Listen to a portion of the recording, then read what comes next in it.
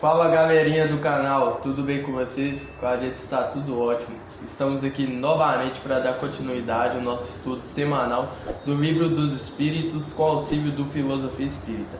Mas antes de começarmos o vídeo de hoje, peço a vocês que vão deixando o joinha e que interajam com a gente durante o vídeo. Também que assistam os vídeos anteriores para conseguir acompanhar o nosso raciocínio. E vamos lá, eu vou ler a pergunta aqui do Livro dos Espíritos. Hoje a pergunta que nós vamos estudar é número 84, segunda parte, capítulo 1, Mundo Normal Primitivo. É o título a seguir. Questão 84. Os espíritos constituem um mundo à parte, fora daquele que vemos? A resposta: sim, o mundo dos espíritos ou das inteligências incorpóreas. Resposta curta e breve. Agora vamos ao comentário. E no caso, os espíritos são seres incorpóreos que povoam o espaço, no sentido de que eles não possuem o nosso corpo físico que a gente tem agora, enquanto estamos encarnados, enquanto estamos vivendo de acordo com as condições da biologia, né? Que a gente nasce, cresce, morre, se reproduz. O corpo físico em si. Inclusive, no primeiro capítulo do Livro dos Médiuns, que eu acabei coincidindo de ler enquanto estudava essa questão, tem uma certa fala relacionada a isso. No final do segundo item do primeiro capítulo do Livro dos Médiuns. Ora, essas almas que povoam o espaço são precisamente ao que chamas espíritos. Assim, pois, os espíritos não são senão as almas dos homens, despojadas do invólucro corpóreo. Mais hipotética lhe seria a existência, se fossem seres à parte. Se, porém, se admitir que há almas, necessário também será se admitir que os espíritos são simplesmente as almas, e nada mais. Se admite que as almas estão por toda parte, ter-se-á que admitir, do mesmo modo, que os espíritos estão por toda parte. Possível, portanto, não fora negar a existência dos espíritos, sem negar a das almas.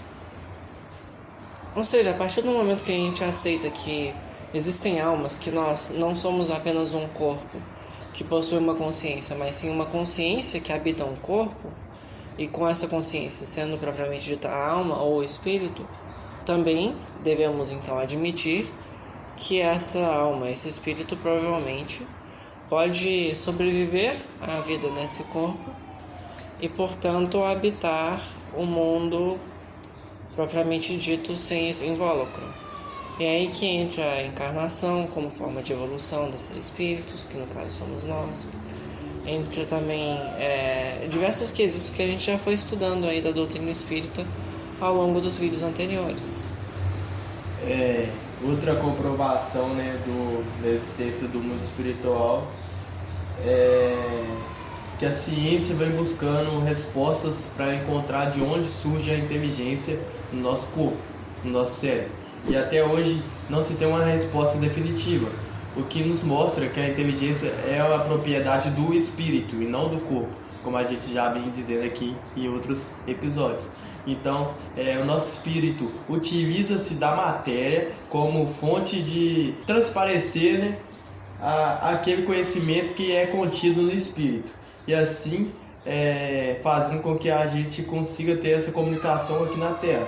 Porque no mundo físico é necessário que a gente tenha essa interação com a matéria para que a gente consiga realizar qualquer tipo de interação. Já no mundo espiritual, a gente sabe que lá é o projeto maior, né, que a Terra é somente uma cópia mal feita do plano espiritual. Então, quando a gente está no plano espiritual, a gente aprende como as coisas devem ser feitas, tanto pensando em escala material aqui na Terra, como também pensando em escala moral. A gente aprende até qual a forma que a gente deve constituir a nossa sociedade. Então, tudo que a gente tem aqui na Terra já existe e há muito tempo no plano espiritual. Ou seja, se hoje a gente tem um nível X de tecnologia aqui na Terra, no plano espiritual isso já existe há muito tempo e atualmente a tecnologia de lá é muito mais avançada. E com o decorrer do tempo e as permissões que a gente vem tendo aqui na Terra, a gente vai aumentando esse nível de inteligência, correto? Sim, e voltando um pouquinho mais atrás na fala do João, que ele estava explicando em relação ao funcionamento do corpo e em relação ao espírito, uma coisa bastante interessante que a gente pode identificar de que o cérebro, o nosso corpo no geral, é apenas uma manifestação do que o espírito está realizando, é que muitas vezes as pessoas acabam perdendo uma parte que em tese seria crucial, que foi confirmada sendo crucial pela ciência do cérebro. Ainda assim ela consegue, mesmo que não da mesma forma, realizar essa mesma função que essa parte antes realizava, utilizando o restante do cérebro, no caso do encéfalo, né, que o cérebro é a sua parte principal, né, enfim, para realizar essa mesma função. Da mesma forma como a gente consegue, às vezes, com uma ferramenta quebrada, ainda assim dar um jeito de realizar essa mesma função com essa ferramenta, ou então aproveitar ela de outras maneiras, como por exemplo, às vezes você tem eu não consegui pensar em nenhuma ferramenta que dá para você usar ela quebrada, porque a maioria dos exemplos eu costumo usar computador, tecnologia, essas coisas, é um pouquinho complicado, sabe? Você reutilizar um computador que está quebrado, no máximo você pode reaproveitar a peça. Mas, enfim, suponhamos que tem uma ferramenta que você tem que quebrou, você consegue usá-la para outra coisa, sei lá, um garfo, uma faca, não sei, não consegui pensar num exemplo que seria bom, mas... da mesma forma, o nosso corpo, ele é uma ferramenta do espírito. Então, muitas vezes, mesmo com ele não... algumas funções sendo alteradas a forma como elas seriam realizadas, o espírito ainda consegue burlar esse fator e realizá-la de alguma maneira. Ou seja, né, a gente consegue ver a perfeição de Deus em cada detalhe. Basta a gente ter humildade e ter olhos de ver e ouvido de ouvir, né, como diz na doutrina. A partir do momento que a gente consegue se desligar um pouquinho da nossa matéria, né, que a gente consegue se concentrar, a gente sente essa ligação com Deus pulsando em nós, porque cada um de nós temos um pouquinho de Deus. Então, acho que o Evangelho, o Livro dos Espíritos, o Filosofia sempre está fazendo esse convite para a gente, né, de olharmos para dentro, de nos concentrarmos no mais importante, que é aquilo que nos liga a Deus, que é o amor, que é quando a gente para pensar de onde nós viemos. Quando a gente consegue perceber em cada detalhe aqui no nosso mundo físico aquilo que nos lembra também o mundo espiritual. E assim a gente sente um conforto maior, né? A gente sente uma conexão maior com o divino.